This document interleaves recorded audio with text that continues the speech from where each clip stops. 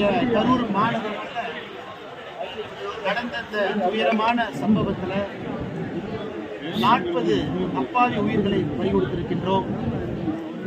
56க்கும் மேற்பட்ட நம்முடைய சொந்தங்கள் இன்னைக்கு மருத்துவமனையில் அனுமதிக்கப்பட்டிருக்கிறாங்க.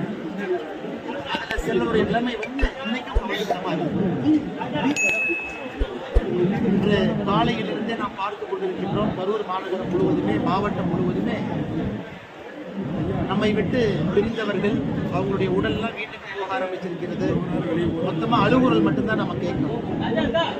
மருத்துவமனைக்குள்ள காயம் பெற்றவர்களை பார்க்கும் பொழுது ஒரு குழந்தையை காப்பாற்றுவதற்காக ஒரு கேடயமாக தன்னை பயன்படுத்திக் கொண்ட ஆட்டோ டிரைவர் நண்பர்கள் அடிபட்டுப்படுத்திருக்கிறார். ஹோம்கார்டு அக்கா அவங்க அடிபட்டுப்படுத்திருக்காங்க. எத்தனையோ பேர் தனக்கு பிடித்த யாரோ ஒருவரை பார்க்க வேண்டும், ஒரு தலைவரை பார்க்க வேண்டும் அப்படின்னு வந்தவங்க அவங்க அடிபட்டுப்படுத்திருக்காங்க.